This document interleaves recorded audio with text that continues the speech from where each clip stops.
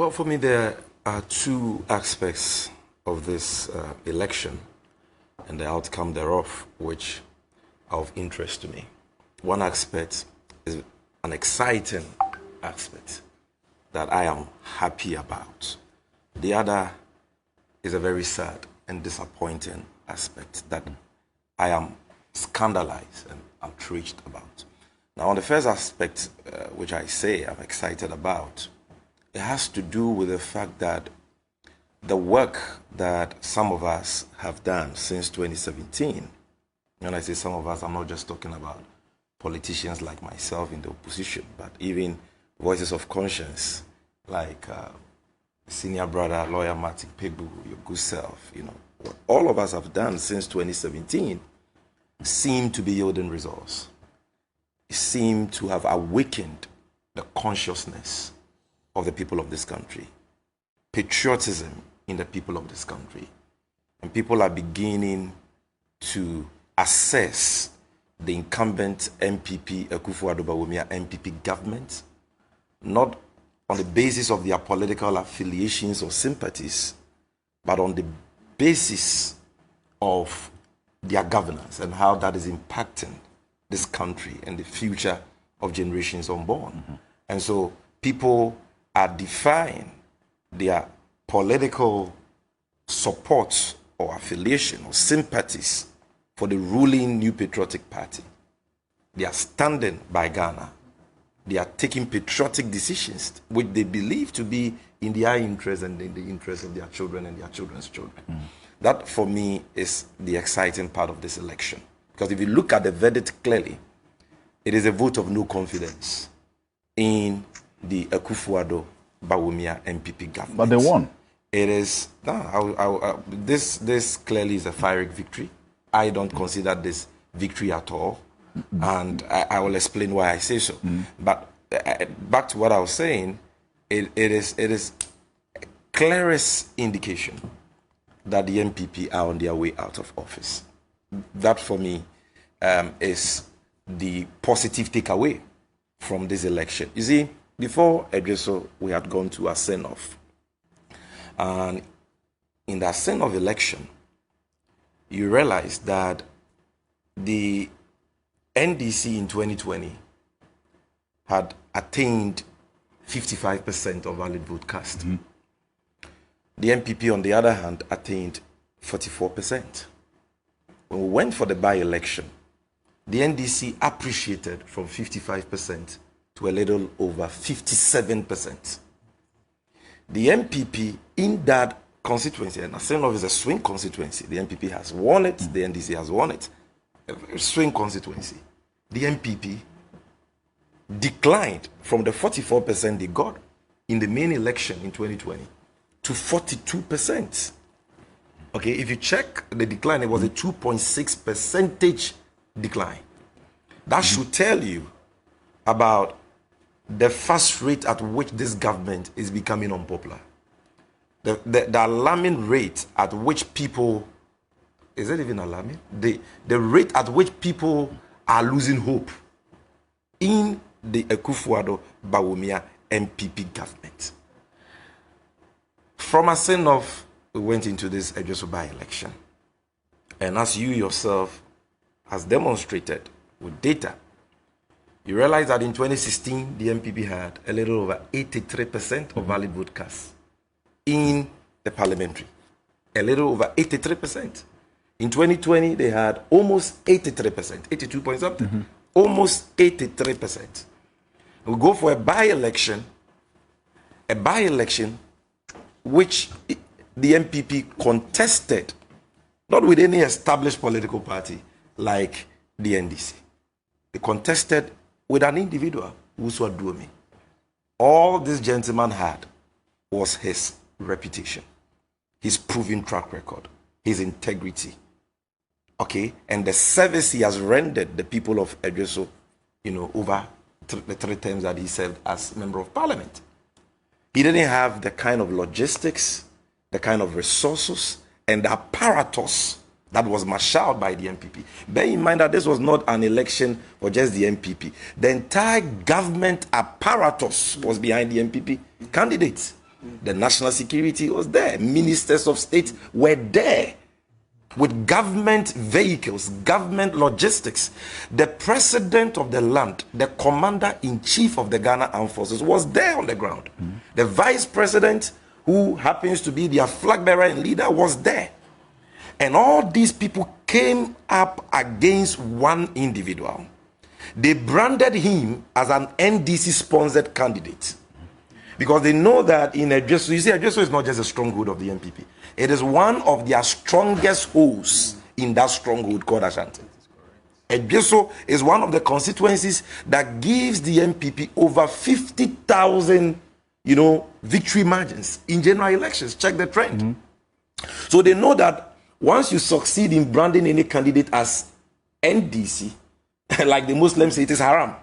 People will run away. They will flee away from the candidate. So Bawumia himself on the political platform said, a vote for Aduomi is a vote for the NDC. This is a man who has sacrificed for the NPP. I'm talking about Aduomi. You check his track record right from his days at Urban Rules all the way to the work he did as member of parliament and on the committee of rules and all. Go and check his output. Yet, because he was running at independent, they bastardized him, they maligned him, said that he was an NDC-sponsored candidate. Aside that, you saw the money which was distributed, the obscene monetization of the election. And we've seen clips of, not a few minutes ago, we saw clips of that. And aside all the money, despite all the money which they distributed, despite the name calling, the demonization of Aduomi, branding him as an NDC-sponsored candidate and all that. And despite the overnight road projects and promises that were made to the people, the NPP declines from the 83% they got in 2020 to 55, 56%. 55, and listen, we are not talking about nominal votes. So this issue of, the turnout was lower is neither here nor there. If the turnout is low, we expect you to be getting within that percentage. We are talking about percentages here. So if only a few people turn out to vote, we expect to see at least 70, 75%, 80% of those who turn out to vote voting for you, so that we know that, okay, your strength in the constituency is still the same or has even improved. But from 83% to 56%. Master, this is a monumental embarrassment. This is tantamount to defeat. And that is why they can't even celebrate this victory. Okay? But not just that. I've heard some of them say that in by-elections in this country, voter turnouts are always low. It is not true. Go and check the voter turnout for the Asenov by-election. I was in the thick of affairs in Asenov. I managed the NDC's campaign. Voter turnout, as reported by the Electoral Commission, was 74.23%. 74.23% for the Asenov by-election. How come that voter turnout in the Ejisu by-election was 49.1%? They couldn't even hit 50%. Despite the fact that they were distributing money like Kofi Brookman and Nkati. They were distributing money. The people said, we are not interested in your money. We won't participate in the vote. Come and vote and take money. In their own stronghold, people are disinterested because they are disillusioned. People are tired of the economic mismanagement we have witnessed in the last 7 years, which has plunged this country into bankruptcy with its attendant hardships for all of us. They are tired of the corruption. They are tired of the arrogance of power. They are tired of the nepotism. They are tired of the waste they see. And they are sending a clear signal. So I agree with Senior Nanohimitu when he says that this is a big statement. It's a statement by the people of this country that, look, we are tired of the misgovernance and we want a change. It is not a product of any internal divisions in the NPP. You can't tell me that all the people who voted for Aduomi are card-bearing members of the NPP and care about the inner workings or the inner internal affairs of the New Patriotic Party. These are protest votes by neutrals, by floating voters, by NDC supporters, and by die-hard NPP members who have seen the light. So for me, that is a positive aspect of the election. Now, lastly, on the negative aspect of the election. Look, we've seen by-elections in this country over and over again, okay? monetization is not a new phenomenon. I will not make a fuss about it, even though, admittedly, we are seeing that on a level never witnessed in the history of this country.